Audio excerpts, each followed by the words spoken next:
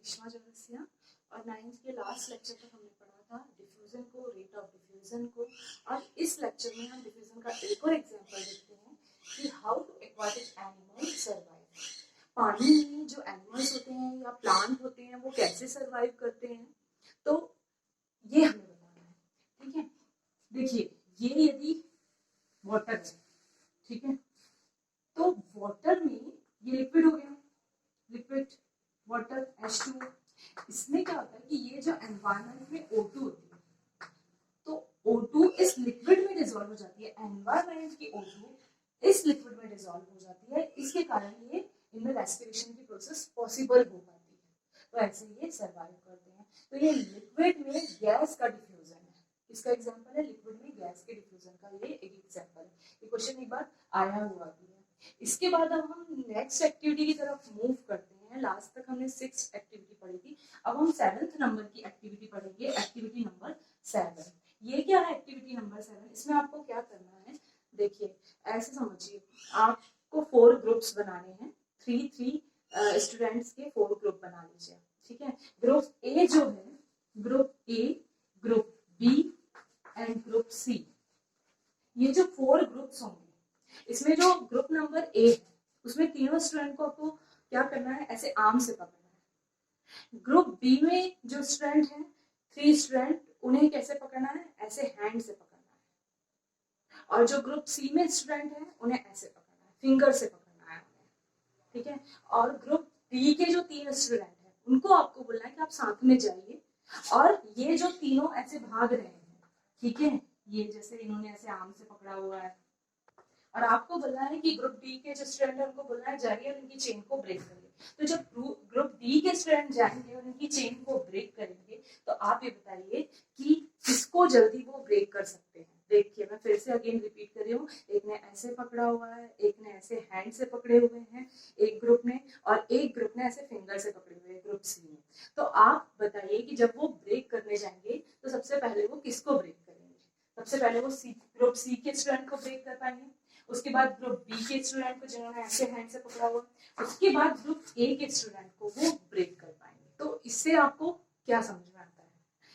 ये एक्टिविटी हमको क्या समझा रही है? ये एक्टिविटी हमको ये समझा रही है कि जितना ज्यादा फोर्स, अट्रैक्शन फोर्स होगा, मतलब कि जितने क्लोजली पैक्ड होंगे, जैसे आर्म से पकड़े थे, ठीक है, तो जितने ज्यादा चीज क्लोजली पैक्ड होती है उनको तोड़ने के लिए उतने ज्यादा फोर्स की हमको जरूरत पड़ती है। ठीक है, क्लोजली पैक्ड का मीनिंग ये है कि यदि 2 पार्टिकल के बीच में स्पेस बहुत कम है तो फोर्स बहुत ज्यादा होता है, अट्रैक्शन फोर्स बहुत ज्यादा होता है, तो उनको ब्रेक करना उतना ही मुश्किल होता है। तो ये एक्टिविटी जो है ये हमको इंटरमॉलिक्यूलर फोर्स,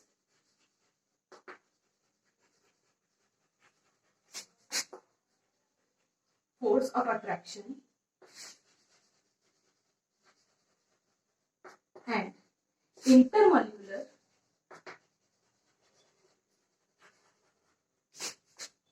स्पेस, ये एक्टिविटी हमको intermolecular force of attraction and intermolecular space, ये दो के बारे में हमको बताती है। ठीक है, और यदि ये कॉन्सेप्ट आप समझ गए तो सॉलिड, लिक्विड एंड गैस ये आपका पूरा क्लियर हो जाएगा। इसके डिफरेंसेस भी आपको क्लियर हो जाएंगे, बस आपको उनके टॉपिक बताना चाहिए। जैसे डेंसिटी, तो आप तीनों में डिफरेंशिएट कर पाएंगे किसकी डेंसिटी ज्यादा होगी। कंप्रेसिबिलिटी, तो आप तीनों में खुद ही डिफरेंशिएट कर पाएंगे। इसको आपको बिल्कुल भी लर्न नहीं करना पड़ेगा, मगअप नहीं करना पड़ेगा इसको। ठीक है, तो आप इस एक्टिविटी के थ्रू इजीली समझ गए होंगे कि इंटरमॉलिक्यूलर फोर्स ऑफ अट्रैक्शन जिसमें ज्यादा होगा वो क्लोजली पैक्ड होंगे, मींस उनमें क्या होगा, स्पेस कम, और जिनमें स्पेस ज्यादा होगा, जैसे ये फिंगर से पकड़े स्पेस ज्यादा है, तो उनके बीच में अट्रैक्शन फोर्स क्या है, वीक है। आप इजीली कोई भी आएगा और उसको ब्रेक कर सकता है। अच्छा, आप खुद ही बताइए कि यदि एक सीमेंट की दीवार है और एक मिट्टी की दीवार है, तो आप ये बताइए कि आप जल्दी किसको ब्रेक कर पाएंगे, आप सीमेंट की दीवार को या आप मिट्टी की दीवार?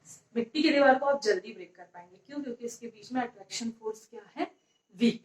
नेक्स्ट है एक्टिविटी नंबर 8। एक्टिविटी नंबर 8 में आपको क्या करना है कि आपको आयरन नेल लेना है, रबर लेना है और चॉक लेना है। आयरन नेल, चॉक, और आपको इसको ब्रेक करना है। तो ब्रेक करने के लिए आप क्या करेंगे, हैमरिंग करेंगे। आयरन नेल के लिए तो आप क्या करेंगे, हैमरिंग करेंगे, ठीक है। रबर के लिए क्या करेंगे, आप स्ट्रेचिंग करेंगे। और चॉक के लिए आप क्या करेंगे, कटिंग। ये तो बहुत ही इजी, ऐसे ही ब्रेक हो जाती है चॉक, ठीक है। तो ये कितने इजीली, थोड़े से ही फोर्स से ये क्या होगी, क्योंकि इसके बीच में अट्रैक्शन फोर्स कम था, तो मैंने थोड़ा ही फोर्स लगाया और ये ब्रेक हो गया। तो इससे आप समझ सकते हैं कि आयरन नेल में बहुत पार्टिकल क्लोजली पैक्ड होंगे और इनके बीच में जो इंटरमॉलिक्यूलर स्पेस है वो बहुत कम होगा और फोर्स बहुत ज्यादा होगा। इसीलिए इसको ब्रेक करने के लिए इसको हमको हैमरिंग करना पड़ता है, मतलब कि इसे हमें पीटना पड़ता है। और रबर को तो बस थोड़ा और ज्यादा फोर्स लगाना पड़ेगा, स्क्रैच करना पड़ेगा। और चॉक को तो सिंपली आप क्या करेंगे, सिर्फ कट ही करेंगे तो वो ब्रेक हो जाती है, ठीक है। तो ये एक एक्टिविटी है जो हमें आगे डिफाइन करती है आप इसको, इंटरमॉलिक्यूलर फोर्स ऑफ अट्रैक्शन को और स्पेस को। नेक्स्ट हमारा टॉपिक है स्टेट ऑफ मैटर। अभी तक हमने स्टेट पढ़ा, अभी तक हमने मैटर पढ़ा, मैटर की प्रॉपर्टीज पढ़ी। अब मैटर किस किस फॉर्म में होती है ये हम पढ़ेंगे। मैटर होती है सॉलिड, लिक्विड और गैस, ये 3 फॉर्म में मैटर होती है। आप इस धरती पर किसी भी सब्सटेंस को देखिए, वो या तो आपको सॉलिड के फॉर्म में मिलेगा, या तो आपको लिक्विड के फॉर्म में मिलेगा, या तो वो आपको गैस के फॉर्म में मिलेगा, ठीक है। तो जो सॉलिड है, देखिए सॉलिड ऐसा दिखता है, इसके पार्टिकल बहुत ही क्लोजली पैक्ड होते हैं। लिक्विड जो है, इनके पार्टिकल के बीच में अट्रैक्शन फोर्स जो है वो इसके कंपैरिजन में वीक होता है। देखिए यदि कोई चीज रखी हुई है और यदि आप उसको खींचते हैं, ठीक है, तो जितने फोर्स से आप खींचेंगे वो उतने पास आएगी। मींस जिसके बीच में जितना ज्यादा फोर्स रहेगा उसके बीच में डिस्टेंस उतनी कम रहेगी। इनके बीच में अट्रैक्शन फोर्स क्या होता है, थोड़ा इसके कंपैरिजन में वीक होता है, इसलिए इसके पार्टिकल थोड़े दूर होते हैं। और इसके पार्टिकल के बीच में तो अट्रैक्शन फोर्स बहुत ही वीक होता है, इसीलिए इसके पार्टिकल क्या होते हैं, बहुत दूर दूर होते हैं, ठीक है। आप इनकी डेफिनेशन साइंटिफिक वे में क्या होती है कि सॉलिड को आपको पता है, आपने हमेशा देखा सॉलिड किस फॉर्म में होता है, लिक्विड किस फॉर्म में होता है और गैस कैसी होती है, ये तो आपने देखा हुआ है, ठीक है। लेकिन आप इसको साइंटिफिक वे में कैसे बोलेंगे कि कौन सॉलिड है, कौन लिक्विड है और कौन गैस है। तो देखिए सॉलिड वो होते हैं कि जिनका एक फिक्स्ड शेप होता है, ठीक है। जैसे आपने वुड देखी है, जैसे आपने टेबल देखी है, जैसे आपने पेन देखा है, जैसे आपने वॉल देखी है, तो ये सब का एक फिक्स्ड शेप होता है। ह्यूमन भी देखा है।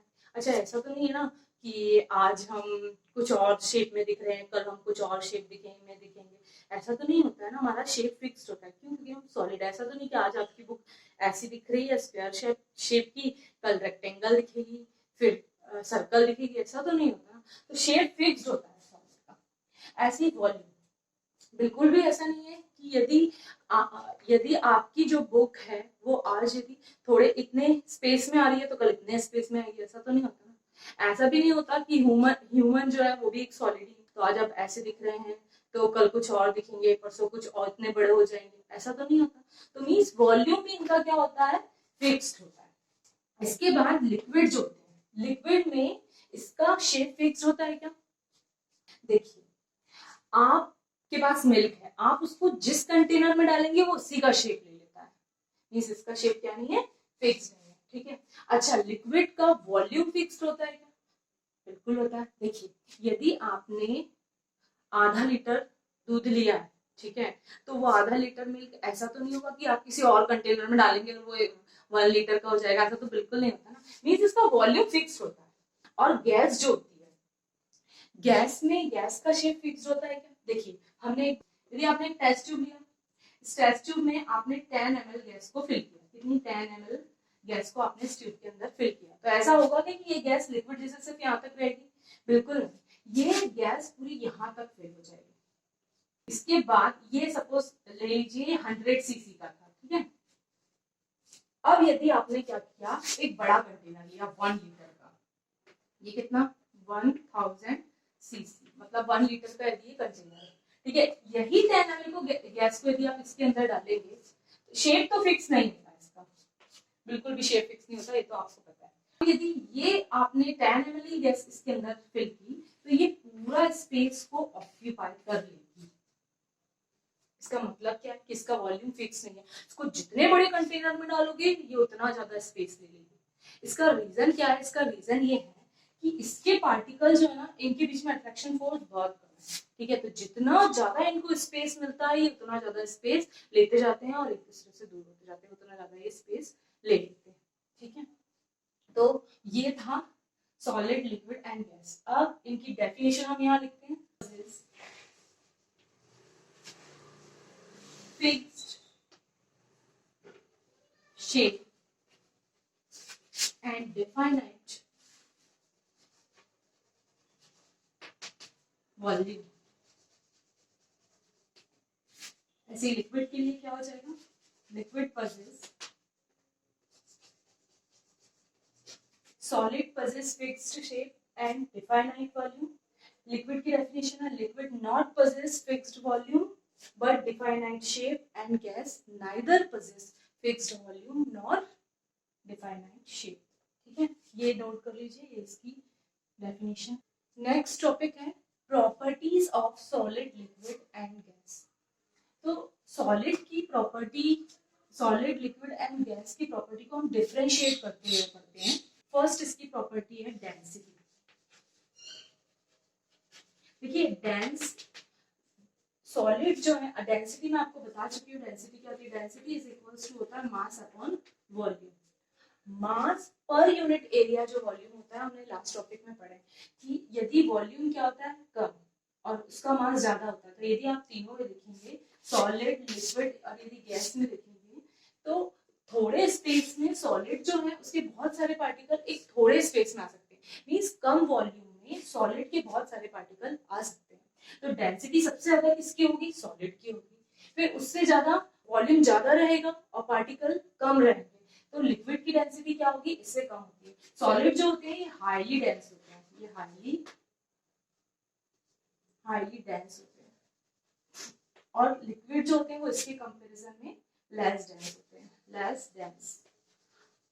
और जो गैसेस होती हैं ये वेरी वेरी डेंस, क्या इनकी तो कुछ डेंसिटी होती ही नहीं, तो very very very very less dense होते हैं। इसके बाद नेक्स्ट जो हमारी प्रॉपर्टी है वो है कंप्रेसिबिलिटी। कंप्रेसिबिलिटी, अब ये कंप्रेसिबिलिटी क्या होती है, देखिए आप ये बताइए कि इसके एग्जांपल के थ्रू हम समझते हैं कि ट्रेन में जब हम जाते हैं तो आपने देखा है बर्थ होती है ट्रेन की बुकिंग, तो यदि एक बर्थ पर यदि ऑलरेडी 5% बैठे हुए, यदि 6% कोई आता है, 6 नंबर का कोई पर्सन आता है और वो बोलता है कि उसे भी बैठना है, ठीक है, तो क्या पॉसिबल है कि उनके बीच में वो साइड हो जाए और उसे स्पेस मिल जाए और वो बैठ जाए? नहीं हो सकता, ये पॉसिबल नहीं है। तो ऐसी सॉलिड के केस में क्या होता है, इसके पार्टिकल्स जो होते हैं ना वो इतने क्लोजली पैक्ड होते हैं कि उनमें कंप्रेसिबिलिटी पॉसिबल नहीं। लिक्विड के पार्टिकल में आपने देखा होगा, इसके पहले की पिक्चर देखी है उसमें आपने देखा होगा कि इनके बीच में थोड़ा स्पेस होता है, तो इसमें थोड़ी कंप्रेसिबिलिटी पॉसिबल है। और गैस के पार्टिकल तो इतने दूर दूर होते हैं, आप बताइए कि एक बर्थ में यदि 2 लोग बैठे हैं और तीसरे को यदि आकर बैठना है तो वो इजीली बैठ सकता है। क्यों? क्योंकि उनके बीच में क्या है, स्पेस बहुत ज्यादा है। तो जहां स्पेस ज्यादा होगा वहां कंप्रेसिबिलिटी पॉसिबल होगी। तो ये गैस की बहुत इंपॉर्टेंट प्रॉपर्टी है कंप्रेसिबिलिटी, ठीक है। इसका एक एग्जांपल मैं आपको बताती हूँ। आप सीएनजी होता है, O2 का ऑक्सीजन का सिलेंडर होता है हॉस्पिटल में, नेचुरल कंप्रेस्ड गैस, इसको बोलते हैं नेचुरल कंप्रेस्ड गैस। सीएनजी जो है ये एज अ फ्यूल व्हीकल में यूज की जाती है, ठीक है। तो वो भी जो है एक कंप्रेस्ड गैस है, उसको सिलेंडर में कंप्रेस करके फिल किया जाता है। हॉस्पिटल में जो ऑक्सीजन के सिलेंडर होते हैं इनको भी आपने देखा होगा कि इतना बड़ा सिलेंडर होता है, उसमें कम से कम 12 लीटर की आ जाती है, उसमें O2 उसमें आ सकती है, ठीक है। और ये नहीं दिखा जो आपने एलपीजी तो देखा ही होगा, जो घर में हमारे सिलेंडर होता है एलपीजी, तो उस एलपीजी में 16 लीटर गैस फिल होती है, कितनी, 16 लीटर गैस फिल होती है। तो इतने छोटे सिलेंडर में कंप्रेस करके उसको लिक्विड फॉर्म में कन्वर्ट करके हम फिल करते हैं। ये जो इसको लिक्विफिकेशन ऑफ गैस बोलते हैं।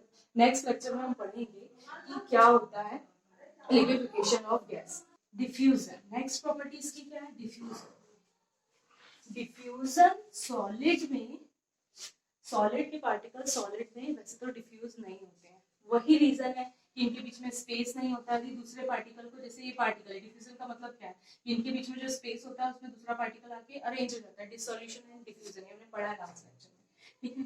तो ये सॉलिड के पार्टिकल इतने क्लोजली पैक्ड हैं कि इनमें डिफ्यूजन पॉसिबल नहीं है। ऑल्दो इनका कुछ एग्जाम्पल हमको देखने को मिलता है, जैसे आपने देखा होगा कि ये ब्लैक बोर्ड है, ठीक है, इस पर ही मैंने जो कुछ अभी लिखा हुआ है, यदि 6 मंथ तक मैं इसको यदि क्लीन नहीं करती हूँ तो क्या होगा, जब आप 6 मंथ बाद आकर इसको क्लीन करेंगे तो इसको क्लीन करना बहुत ही ज्यादा टफ हो जाएगा। क्यों? क्योंकि ये जो चौक के पार्टिकल हैं वो इस बोर्ड पर क्या हो गए हैं, डिफ्यूज हो गए थोड़ा सा, पर ऐसा नहीं है कि आप इसको क्लीन कर ही नहीं सकते, ठीक है, जैसे कि आपने यदि वाटर में शुगर को मिक्स कर दिया तो ऐसा नहीं होगा कि फिर उसमें से आप ऑटोमेटिकली लिक्विड अलग हो जाए और शुगर अलग हो जाए। क्यों? क्योंकि उसमें डिफ्यूजन कंप्लीटली उसमें डिफ्यूजन हुआ है, लेकिन यहाँ पर पार्शियल डिफ्यूजन हुआ है, आप इसको क्लीन कर सकते हैं। ऐसे ही आपने देखा होगा कि कोई एक मेटल का पीस है और एक दूसरी मेटल का पीस है, यदि उनका सरफेस प्लेन है तो एक के ऊपर एक यदि आप मेटल रख देंगे और यदि बहुत दिनों तक आप रखे रहने देंगे तो आप देखेंगे जब आप उनको वहां से हटाते हैं तो उसमें बहुत फोर्स लगता है, ठीक है, यदि कई सालों तक रखे रहने देंगे।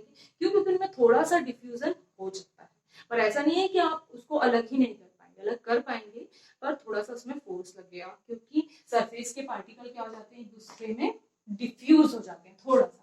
लेकिन क्या लिक्विड में डिफ्यूजन पॉसिबल है? बिल्कुल पॉसिबल है, हम इसके बहुत सारे एग्जांपल्स देखे हुए हैं, ठीक है। लिक्विड में क्या भी डिसॉल्व हो सकता है, डिफ्यूजन की प्रोसेस में लिक्विड भी डिसॉल्व हो सकता है और गैस भी डिसॉल्व हो सकती है और सॉलिड भी डिसॉल्व हो सकता है, ये तीनों डिसॉल्व हो सकते हैं। मैं आपको एग्जांपल बताती हूँ, यदि लिक्विड में सॉलिड को डिसॉल्व करना है तो शरबत, ठीक है, यदि लिक्विड को डिसॉल्व करना है तो इसका एग्जांपल क्या है, अल्कोहल प्लस वाटर। लिक्विड में लिक्विड का डिफ्यूजन, लिक्विड में गैस का डिफ्यूजन, जस्ट अभी हमने पढ़ा कि how to survive aquatic animal and plant, ये उसका एग्जांपल था। लिक्विड में तो डिफ्यूजन पॉसिबल है, और क्या गैस में पॉसिबल है? सोचिए, बताइए, क्या गैस में पॉसिबल है?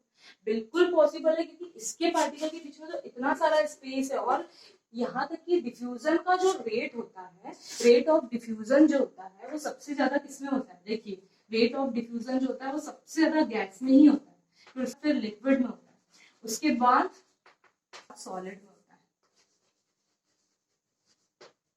सबसे ज्यादा डिफ्यूजन गैस में होता है, फिर लिक्विड में होता है, फिर सॉलिड में होता है। ये रेट ऑफ डिफ्यूजन का सीक्वेंस है। इसके बाद नेक्स्ट प्रॉपर्टी जो है जिस पर हमें मूव करना है वो है रिजिडिटी और फ्लूइडिटी। अब रिजिडिटी क्या होती है? देखिए, जो सॉलिड होते हैं जनरली वो रिजिड होते हैं, उनको बोलते हैं कि ये रिजिड है। रिजिड होना क्या होता है कि जिसका एक पर्टिकुलर फिक्स्ड शेप हो, फिक्स्ड वॉल्यूम हो, क्रिस्टल हो, उसको हम क्या बोलते हैं कि वो रिजिड है, ठीक है। अब ये रिजिडिटी कॉज कैसे होती है? रिजिडिटी ऐसे कॉज होती है, देखिए, ये मैंने आपको फर्स्ट लेक्चर में बताया था कि जो पार्टिकल, मैटर के पार्टिकल होते हैं, वो तब तो हमने ये नहीं पढ़ा था कि वो किस फॉर्म में होती है मैटर, तो हमने ये पढ़ा था कि फर्स्ट प्रॉपर्टी में कि उसके जो पार्टिकल होते हैं वो कंटिन्यूअसली मूव करते रहते हैं। यदि हमने मैटर की प्रॉपर्टी पढ़ा है तो तीनों पर भी अप्लाई हो रही है मैटर के फॉर्म में। मींस जो मैटर के अंदर जो पार्टिकल हैं उनमें क्या हो रहा है? कंटिन्यूअसली मोशन हो रहा है। यदि ये पार्टिकल को मोशन करना है तो इनको फ्री होना चाहिए, अट्रैक्शन फोर्स वीक होना चाहिए, तभी तो ये पार्टिकल इजीली मूव कर पाएंगे।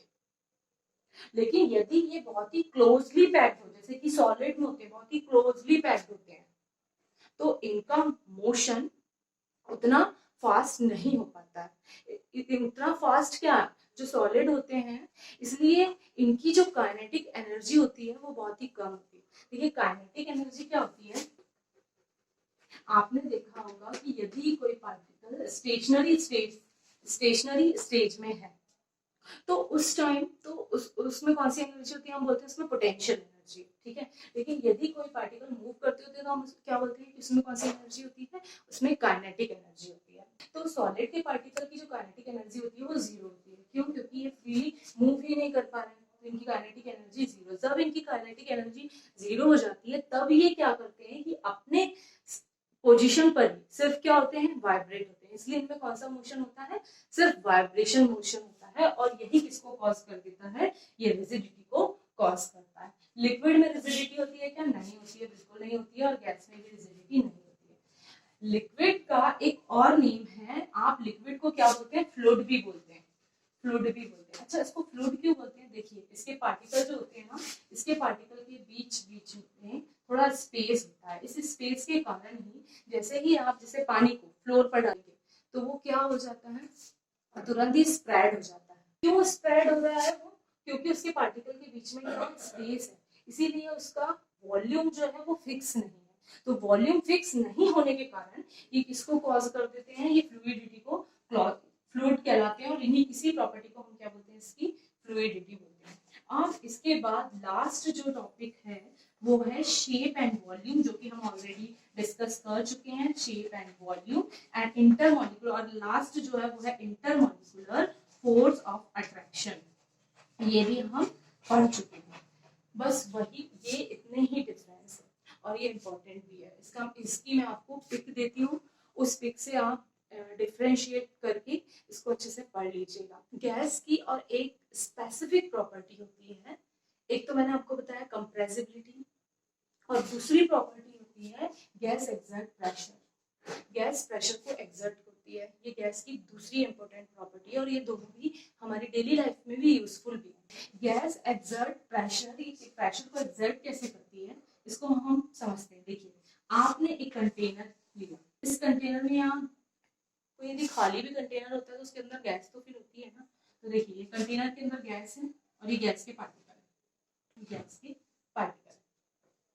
अब ये गैस के पार्टिकल क्या करते हैं कि इनके बीच में बहुत ज्यादा स्पेस होता है, इसलिए कंटिन्यूअसली रैंडम मोशन करते रहते हैं, और ये बहुत फास्ट स्पीड से करते हैं। तो अभी जो हमने काइनेटिक एनर्जी पढ़ा था, बताइए सबसे ज्यादा काइनेटिक एनर्जी किसमें होती है? काइनेटिक एनर्जी का जो सीक्वेंस होता है मैटर में, वो यदि आप देखेंगे तो सबसे ज्यादा काइनेटिक एनर्जी किसकी होती है? गैस की होती है, फिर होती है लिक्विड की, और सबसे कम जिनमें की केवल वाइब्रेशन मोशन होता है वो होते हैं सॉलिड। तो ये गैस के पार्टिकल है, ये रैंडम मोशन कर रहे हैं, कहीं पर भी ये जा रहे हैं, बहुत ही जिगजैग फास्ट मोशन कर रहे हैं। तो ये पार्टिकल सपोज जैसे यहाँ है, इसने कंटेनर की वॉल से कोलाइज किया और ये आपस में भी कोलोजन कर रहे हैं। यदि फोर्स लगता है किसी एरिया पर, यदि फोर्स लगता है, जैसे ये एक एरिया है और इस एरिया पर यदि ये फोर्स लगा रहे हैं, ठीक है, ये उस तरफ जा रहे हैं, मतलब फोर्स लगा रहे हैं ना, तो वहां प्रेशर एक्सर्ट होता है। इसको हम एक एग्जांपल से समझते हैं। देखिए, यदि आपकी टीचर है, आपकी टीचर ने क्या किया, यदि आपको एक स्लैप किया, जैसे टीचर का हैंड है और आपके फेस पर टीचर ने स्लैप किया, तो क्या होगा कि सपोज जैसे आपका जो फेस है वो एरिया हो गया और टीचर ने क्या किया, फोर्स लगाया, तो आपको पेन होगा। जो आपको पेन हुआ वही क्या है, फोर्स, किसी एरिया पर फोर्स लगाने से क्या जनरेट हुआ, प्रेशर जनरेट हुआ। प्रेशर की जो डेफिनेशन होती है वो फोर्स अपॉन एरिया होती है। Force per unit area is called pressure. Force per unit area is called pressure.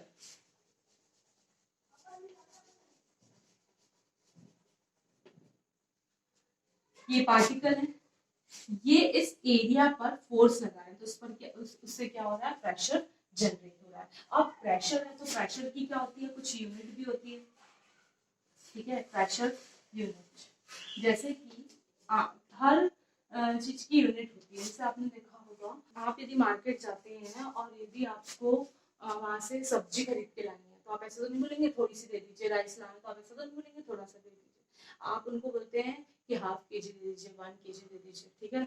ऐसे ही आपको यदि जो लेंथ है उसको मेजर करना है तो आप किसमें मेजर करते हैं, किलोमीटर में मेजर करते हैं।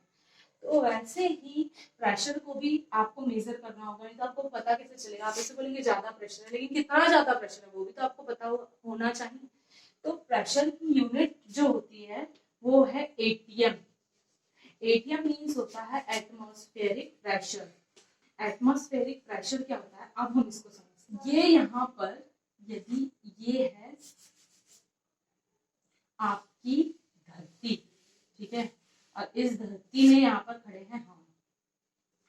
अब क्या होगा कि ये है एयर, एटमॉस्फेयर है हमारा, उसमें एयर तो होती है, गैस तो होती है।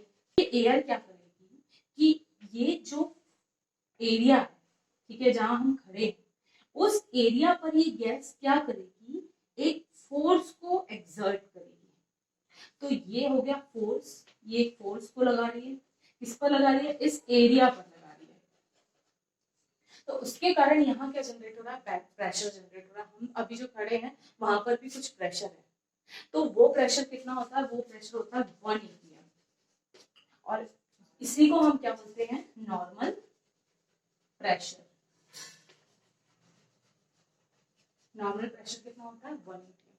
अब 1 atm इक्वल टू कितना होता है, जैसे कि 1 किलोग्राम इज इक्वल टू होता है 1000 ग्राम, वैसे ही 1 atm इज इक्वल टू होता है 1.01 into 10 to the power 5 pascal, और दूसरा होता है 1 atm is equal to 760 centimetre of Hg, और 1 atm is equals to 760 mm of Hg। ये इससे मिलीमीटर छोटा होता है ना सेंटीमीटर से, इसलिए इसकी वैल्यू कितनी हो गई, 760। तो ये जो प्रेशर है इसको हम किसमें मेजर करते हैं, हम इसको बैरोमीटर में मेजर करते हैं। बैरोमीटर में क्या फिल होता है, बैरोमीटर में पारा, मरकरी जो होता है ना, ये मरकरी लिखा है मैंने, Hg मतलब होता है मरकरी, Hg मतलब होता है मरकरी, इसका एटॉमिक नंबर होता है 80। तो उस बैरोमीटर के अंदर मरकरी फिल होती है जब वो 76 सेंटीमीटर तक होती है, तो हम उसको बोलते हैं कि प्रेशर कितना है, अभी नॉर्मल प्रेशर है, 1 atm प्रेशर है, लेकिन इससे ज्यादा बढ़ता है तो हम क्या बोलते हैं, प्रेशर ज्यादा, तो ऐसे इसको मेजर करते हैं। तो यहाँ पर हमारा state of matter, properties of solid, liquid and gas finish होता है। अब इसके बाद नेक्स्ट लेक्चर में हम पढ़ेंगे change of state of matter part 3। Thanks for watching.